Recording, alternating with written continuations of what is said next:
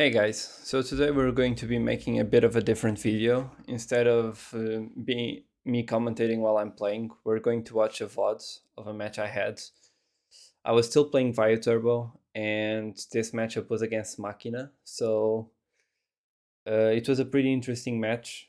If I'm not mistaken, it went 2-1, a win for me. But there were a couple of interesting scenarios, and this way I think I'm going to be able to present to you guys the reasoning behind the way I played certain points. So if you prefer some content like this, let me know. I can do more of it. If you prefer me commenting while I'm playing, I can do that as well. So yeah, just trying a bit of a different thing here. So we'll start up by going first, which is pretty good. Like, always prefer going first. Um, Before we start here, I'm just going to leave a question, which is, do you prefer this way or showing both hands? Because the reason I'm going to mainly be doing it this way because I think it's easier for me to give you the same reasoning that I was thinking back when I was playing. While if I show both hands, I'm just going to have too much information, which is going to not give me exactly the same thoughts that I had back then. So I'll prefer doing it like this, but if you prefer it with me doing both hands, then I can do that as well. Here it was a pretty interesting opening turn. We have a lot of options. We have Raikou, we have Reaper, we have Knight, Bottomless, Solemn Judgment, that. So lots of different ways to try to set up a win condition. Here, like, just short term, like normal summoning Armageddon Knight and pitching a Plague Spreader to the graveyard and just setting up a Bottomless would be a fine play. Um, but the thing here is I don't know what he's playing, so what I end up doing is because, like, for example, imagine if I play Armageddon Knight and I send Plague Spreader to the graveyard and I set up a Bottomless. If he just sets a Raikou next turn, then I'm gonna just be fucked because if I attack the Raikou, he's just going to either pop the Knight or pop the back row, and then he can go over the Knight. So, like, it's just not a good situation. So what I end up doing here is what? Set the Raikou first. The Raikou is going to get you the mills, hopefully, which probably gives you more information towards what cards you want to mill with the Knight. Do you want to mill a Plague Spreader? Do you want to mill a Vayu? Do you want to mill a Sirocco? So, like, that gives you way more information. And the other thing it does is that the Raikou backed up by the Bottomless also gives you the possibility of just attacking directly with Reaper on the second turn, which is going to just -1 your opponent out of nowhere, which alongside the Raikou pop also can -1 the opponent. So, like, it just puts you overall in the better situation. So what I end up doing here is that just set the Raikou, just set a Bottomless. I'm not going to set the Judgment because while maybe Judgment could be worth it, the thing here is it's just too early. Like, just keep the Judgment for the big push, because like nothing that I talked about, like, it has the potential of going really well, but it doesn't really have the potential to put me in the disadvantage. So here he just attacks with a gear frame. I pop it with a Raikou and I mill a Plague Spreader. See, so no reason to mill to go with the Armageddonite here. And here I can normal summon the Reaper. And he's going to do something that I'm not sure it was smart. He just Solemn Judgments. He plays 4000, which, I mean, for me is completely fine. Here I could have set the Bottomless, but the Solemn Judgment, but I end up not doing it because I thought that he would have probably MST'd in the first turn. Of course he didn't because he top decked it now. So, like, that was pretty unfortunate, because now he can also special summon the Fortress, which puts us in a bit of a tough situation. And he has a second Fortress as well, of course, because he had the Force in hand already. So this is pretty tough. So here, like, at this point, we are at 3000. And I was already thinking, like, what cards can I top deck that are going to give me the chance to win? One of the cards was actually Deep Prison, because if I set the Armageddon Knight, because I don't want to take any more damage here, um, I actually can use the Deep Prison, and I can just get rid of one fortress, and I'll have the 3 darks in the grave for Daz, which can also help me get rid of the second fortress. So that was the line of play I was thinking of.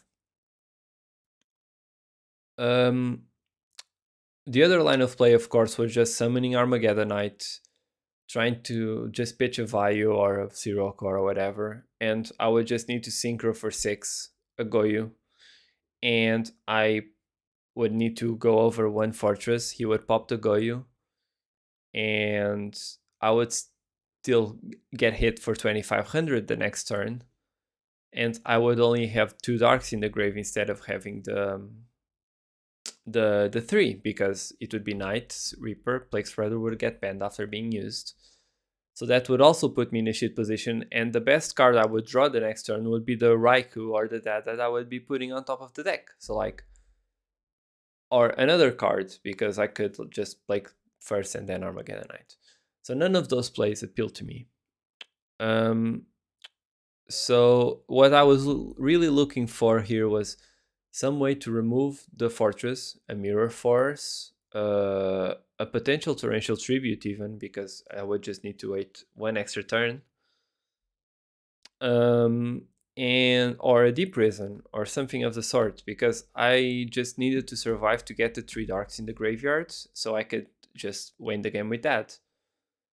So what I end up drawing here was pretty good actually, because it was another card that I also had thought of, which was the Gourds, because here now, if I don't want to set a Raikou, because if I set a Raikou, I need to, if I want to use its effect, like he's just going to discard 1 card from my hands. So like that accomplished nothing. I also don't want to take damage because I need to take the 2500 directly. So what I do here is I just set the Armageddon Knight and just wait for him to act to pop my Gars, because I need to put these Gars on the field. So like here, I just set Armageddon Knight. I do nothing else.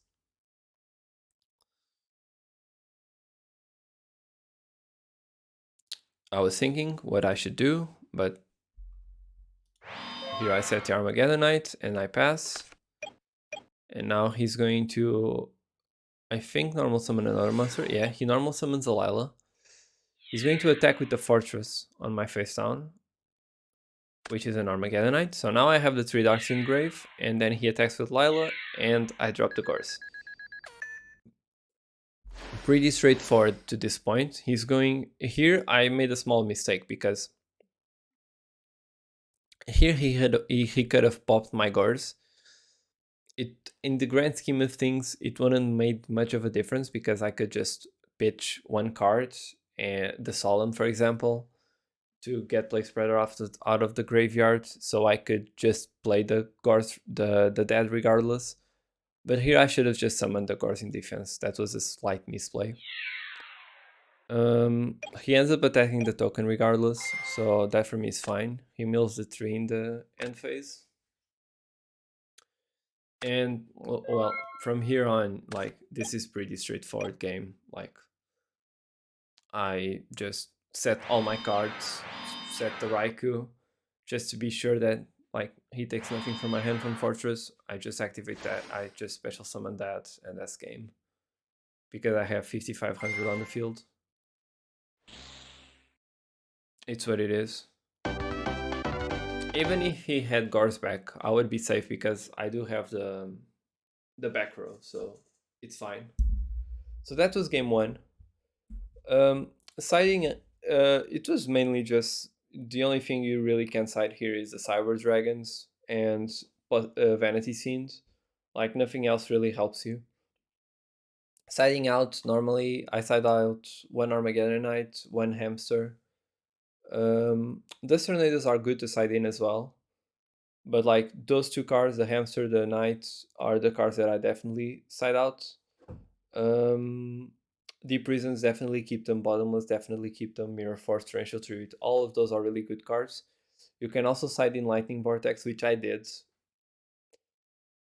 Siding out is the hardest part, but like 1 Hamster, 1 Knight, 1 Rhoda, Um, I don't really remember what else I sided. I think I can show you here my actual list, so it's easier. So, oh, Burial, a card that I side out a lot of times because sometimes it's just win more.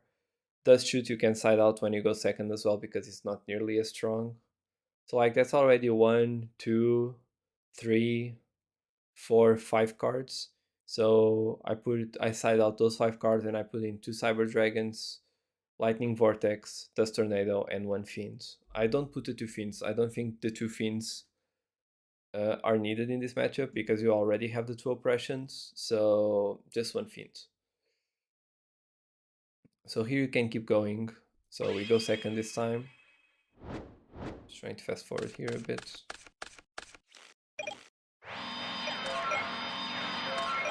Okay. So that was pretty quick, but you understood what happened. So basically, he said the DD Warrior Lady, and I said a Vayu.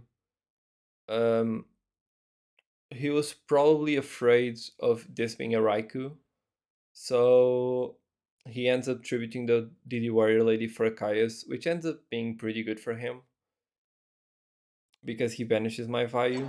So like that actually ended up working pretty well for him. He also gets a direct attack. I have the dead in hand. I have no way to get to that. Like this game, I really drew horribly. Like I have a Dust Tornado and an MST and a Heavy Storm, and I have no way to push the game, which is trash. Like all 3 cards are useless in this game situation. Along with that, so 4 cards are useless. The only useful cards I have here are Oppression and Mirror Force, which I'm going to be forced to use on this Caius because I mean, if I don't use it, I'm just going to lose in 2 turns, so I need to use it here. I prefer using it here because if he has Fortress, I'm just going to use Oppression, so I don't give a damn about that. Here I drew Bottomless, which ends up being pretty nice because, of course, Bottomless is one of the best cards still with Fortress. Here is a pretty interesting situation because, like, I don't have the information, of course. I had 2 options here. I could have Bottomless or used Oppression. The reason why I went with Bottomless instead of Oppression was just remove the Fortress from the game. Like, generally, that's just the better option, right? On the other hand, I'm pretty sure the optimal play here would have been the Oppression. Because if I Oppression this, there's nothing he can do apart from Solemn Judgment, an MST, or a Dust Tornado. And I keep the Bottomless for a future summon, which might not be a special summon. Just a gear frame or like something of the sort because I just can't afford him having monsters. So here, the play definitely would have been to activate Oppression. Like, that was the right play. It was a slight misplay, but I mean, hindsight is 2020. The reason why I'm also saying this is because you're going to see he's going to activate Book of Moon now. So like that makes it a lot harder, but that would have been the play. And it's pretty sad that it wasn't, and it was a misplay. So here I draw a second Oppression, another dead card. Like, this game was just awful for me. What I end up doing is I end up just passing. He flip summons the Fortress.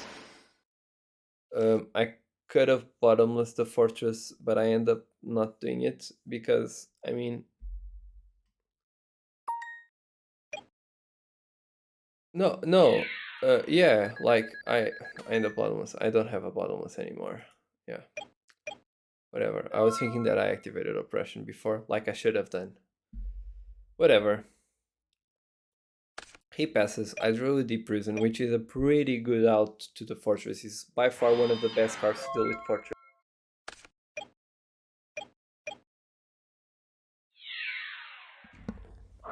So here he attacks, and I can activate the Deep Prison, which is pretty good. And here he sets a monster. When he sets a monster here, like, I'm thinking like, Consecrated Light, like something of the sort. Like, I'm not sure. The last thing I thought he would have would be a Raikou, because like, why would he have a Raikou there? Like, Machinas generally don't really need to mill. Like, sure, getting a fortress to the graveyard is fine, but like, you don't really need it. So here I just special summon the Cyber Dragon because I need to get something on the field. If he's setting monsters, that means he doesn't really have much. So I MSC the back row. I special summon the Cyber Dragon, and of course I'm going to attack into a Raikou, which is just crap because now he gets rid of a Dust Tornado. That could help me in the future. His mills were pretty trash. I can see there that he's like side decking Soul Release.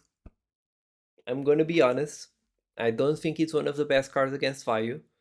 Against zombies, it's really good. Against Lightsworns, has space. Against Vayu, I don't think it's that good because, like, it's pretty slow. Yeah, it's pretty slow. So here he can just summon any machine, which he does, Gear Frame. He goes for a Fortress. He's going to Contact, of course, and I'm gonna have to Oppression. This was another slight misplay because I could have just Oppressioned in answer to Gear Frame, and I would have prevented him from contacting, and I would still have board position. So this was another misplay. Like, no one's perfect, guys.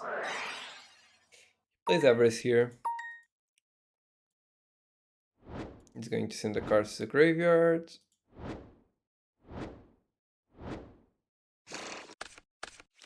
Draw 2. He's going to set 1, pass. And here I draw what? A Gale. Which I'm going to have to set because I just need to, like, to keep the game going. He summons another Gear Frame. He's going to go over the Gale, of course. Sets another card. And here I draw Lure. I'm going to draw 2. And here I think I made a small misplay. Yeah, I should have banished the dead. But I was thinking so much like, I'm in a really shit position, and the only card that is really going to put me in a winning position is going to be that. And since I had the Heavy Storm to get rid of Oppression, I was thinking, yeah, that's my win condition. The reality is that I should have banished the dead, and I should have just normal summoned the Siroku and try to force him into something and try to win the game that way. Because, I mean, the position was basically uncomebackable of. Because even if I set Hamster here, I have Oppression, so like he can negate the right the special sum he can negate the Hamster effect. So like it just made no reason to like get rid of Sirocco here, because Hamster is going to be a shit position regardless. Sure, he can like keep up with the 1800, but like it's not going to be a win condition. So I end up banning the Siroku. I set the Hamster. He's going to attack into the Hamster. I don't activate the effect, of course.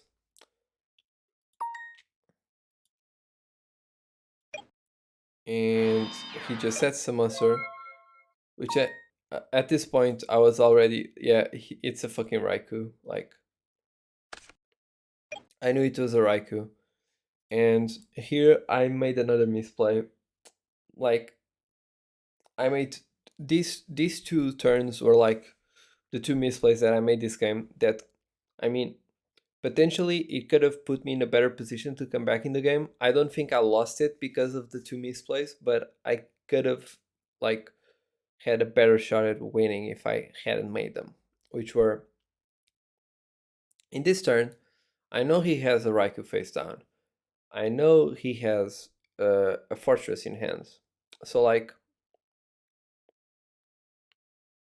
the play here, 100% is I'm just going to put the hamster to attack position and I'm going to attack the Raikou. And if he misplays and he targets the oppression with the Raikou, I just tribute the hamster and summon Vanity Fiend. And if he has something, he has something. But if he has something that is either a torrential tribute, if he has a torrential face down, which actually ended up being what he had, he destroys everything, and I still have my oppression face down. So like, if he makes a play to destroy the hamster, then I lose, of course. But he doesn't know I have nothing else to play. So if I don't attack with the hamster, the Raikou, and I play any other way, I lose regardless. So that was the only line of play where I put my opponent in a position where he can make a bad decision. And sometimes in Yu-Gi-Oh, when you're not having a good game in terms of the cards you're seeing and the game state, you just need to put your opponent in positions where he can make mistakes. And here I had the opportunity of putting him in a position where he could make a mistake, and I didn't. So that was a misplay on my part, because what I end up doing is I end up heavy storming, which doesn't really make much sense, because the only thing this plays around is exactly what I needed to know, and I knew because I had already seen it this game, which was the fucking Raikou, because nothing else made sense for him to set. Like, that deck doesn't really have set monsters. It only has Raikou, because he's playing it. Normally they don't even play it. And that's what I end up losing to, which was horrible. So in this game, like, I just played horribly these two turns. I could have put myself in a position to win, and I just didn't. And attention, he had Book of Moon. So like in the next turn, he still could have like somewhat played around it here, because if I played it correctly, he could just Book of Moon my fiend, but I would have oppression. So like I would always be in a good position, and I could just flip him back next turn. So like that game was actually winnable by putting my opponent in that position to decide between, do I destroy the hamster or do I destroy the oppression? And like both decisions are somewhat fine. So like just put your opponent in the position to make a bad decision. Sometimes when you can't like use your cards to put yourself in a position to win the game, just make your opponent make decisions. That's all there is to it. So after sight, basically the only thing I do is I put Dust Shoot back in the deck because I'm going first.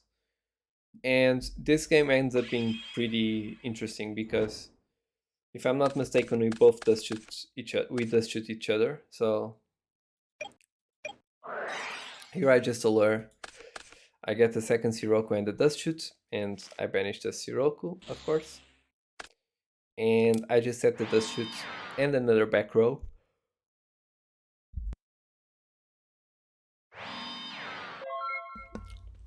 Yeah, and we go. And now I Dust Shoot.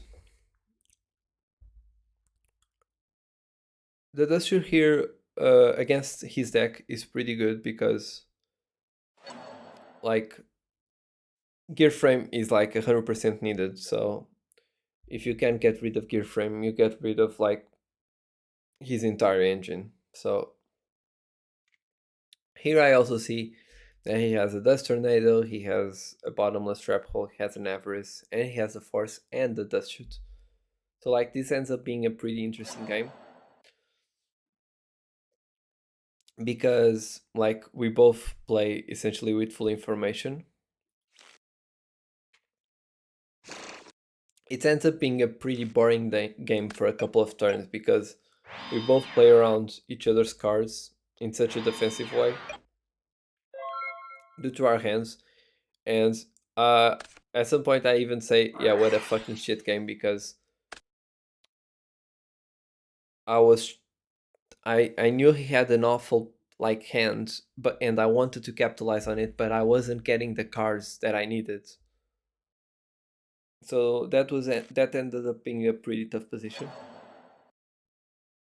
Here, I think he slightly misplays. He sees a Cyber Dragon and he immediately thinks, "Yeah, like Cyber Dragon can completely wreck my game plan." But I have Brain Control, I have Deep Reason, I have Siroku, I have Lightning Vortex, I have a ton of ways to get rid of whatever he summons. And Cyber Dragon sure is a special summon and Siroku is a normal summon, but if I draw Grapher, like I instantly set up Vayu. So in his position I would have probably sent Siroku back, but I can understand the Cyber Dragon.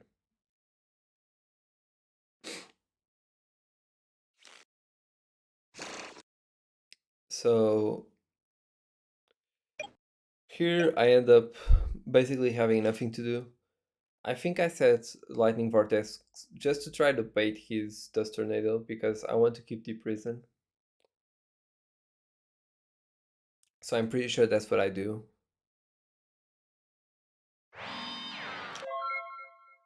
This is not only it helps bait the Dust Tornado, it also does another thing, which is if I don't set a card and he Dust Tornadoes my bottomless, he has full knowledge of every card I have.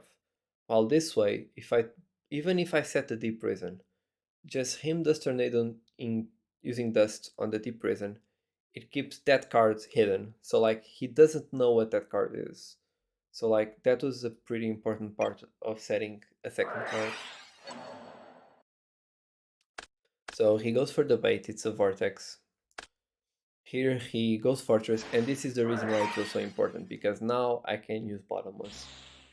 So like this is why it was really important to just set one extra card. He ends up setting one card as well, which is probably the Bottomless. And here I draw the Cyber Dragon again, which was pretty unfortunate, and this like the game just wasn't going. So like now I drew another card, and of course I'm going to have to set a Raikou.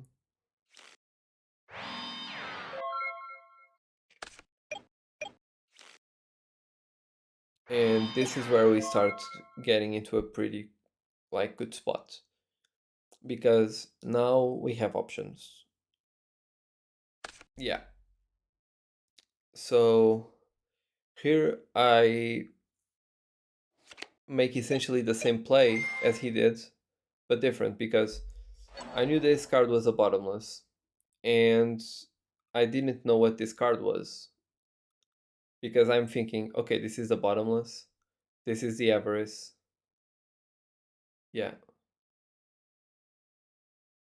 he had already used Dust Tornado.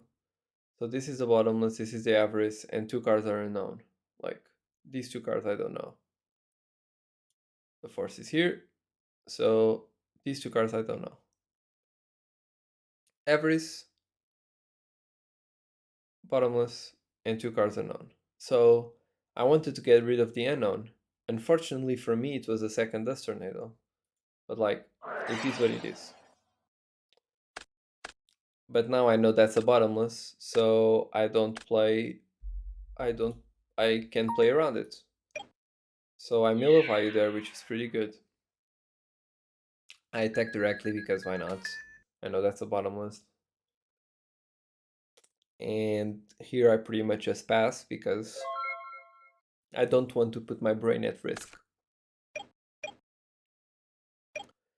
Draws another card, he passes. That's good for me. And now I drew a Heavy Storm. And this is a pretty important point because, like,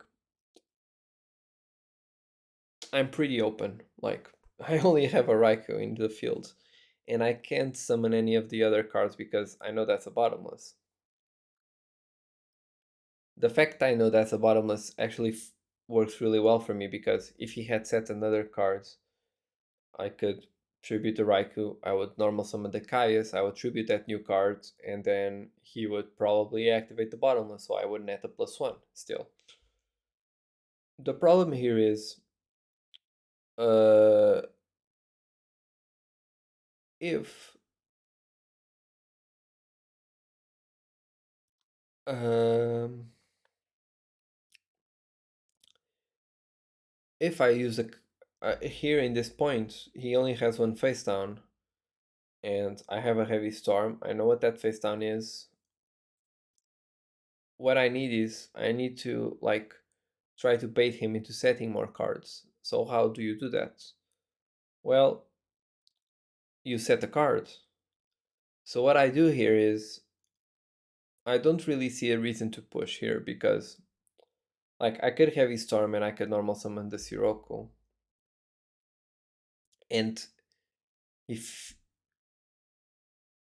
I can attack directly, and then if he deals with the Sirocco, I have the Cyber Dragon, I have the Brain Control, I have the Caius, like I have a ton of ways to like push out of this game state. But at the same time, I can net a easy +1 from the Heavy Storm. So that's what I end up doing. I end up setting the Heavy Storm because I'm not afraid of Dust Tornado anymore. He only has either one Heavy Storm, one MSC, but he's not going to play the Heavy Storm, so only one MSC in 31 cards. So that's what I end up doing. I set the Heavy. He doesn't do anything, and he passes. And so I pass again, and he goes, and he sets one card, and here we can start going a bit more offensive. So I Heavy Storm, clear his back row, pretty good value, and then the Vanity Fiend, which I contribute a Raikou for, which completely locks him out of course. So here I'm in an awesome position, like I'm in a really good position. I still set the Oppression because I want to have backup in case he can get over Fiend some way. So I prefer having the backup. Here he normal summons Gear Frame. He's going to search for a Fortress, of course. I still know he has an Avarice. It's the only card that I still have info on. So he has a Fortress, of course. He goes into battle. He's going to Book of Moon, my fiend, to get over it. And here I take a different approach, which is instead of letting him like discard cards to summon Fortress, I'm just going to preemptively activate Oppression because I don't want him to fill the graveyards. Like I already have a really clean way of dealing with this, and there's no reason for me to help him fill the graveyard. So just preemptively activate Oppression. I don't want to give him more cards. Like we're in a even game state here because he has 5, I have 5, and I have ways to deal with this and just put myself in a better position. So that's what I end up doing. So here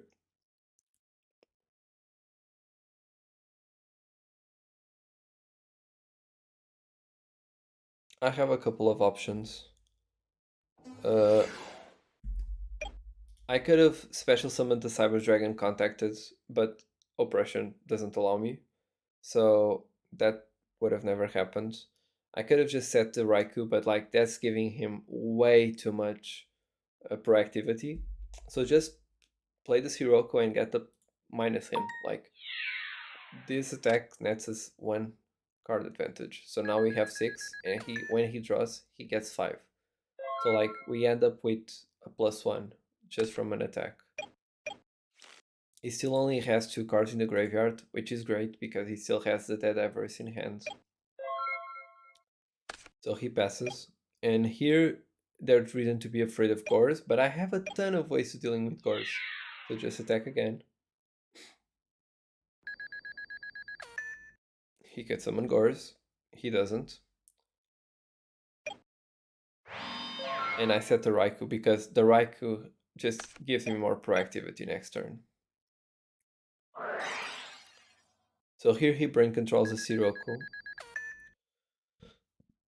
He's going to attack into the Raikou, force me to destroy the Siroku, but that's fine as well. I have Vayu in grave, and I just take the free mills.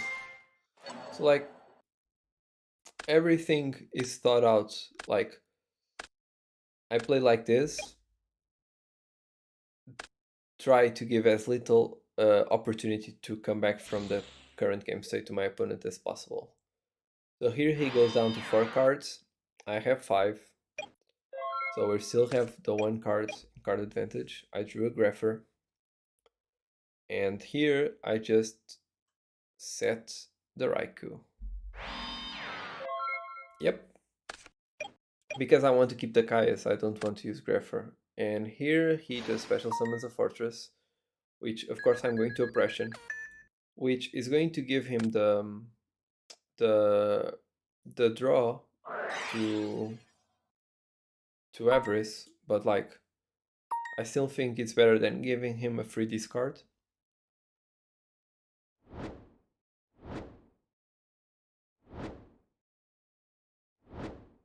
Yes.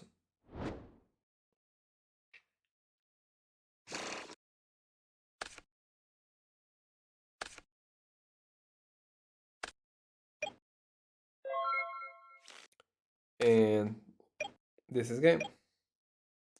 Just flip the Raikou, pop the face down, and we win. So that was all, guys. Like, the games are pretty well played. I think I played really well in the first game. The third game, I played pretty well. In the second game, like, there was potential there to do a bit more. I think I would have still lost because it was a pretty shit position, but like, it was still playable. I'm not going to say comebackable, but it was still playable. So those are the games that we need to take to improve. And overall, I'm still happy with the quality of play, but definitely could have done a bit better there. So yeah, that is all. Let me know if you guys like these type of videos. I think they are pretty interesting because you can actually discuss the plays that you make and definitely like try to see where you could have done a bit better and where you could have done not sometimes not better but different, because like if Edison has one thing is that he has a lot of different lines of play that can help you accomplish a better result, and sometimes you just don't see those lines of plays when you're in a match, and this helps you identify them and try to keep them in mind for future use. So I think that's really important. So yeah, guys, um, next video probably will be a normal match, back on the ladder. I know I've been playing a lot of iTurbo, but if you want to see me play any other type of decks, then you can let me know in the comments. I can play pretty much everything to a pretty good standard, apart from frog decks, because I was never really a frog player. So yeah. Um, so yeah, thanks for watching and see you next time.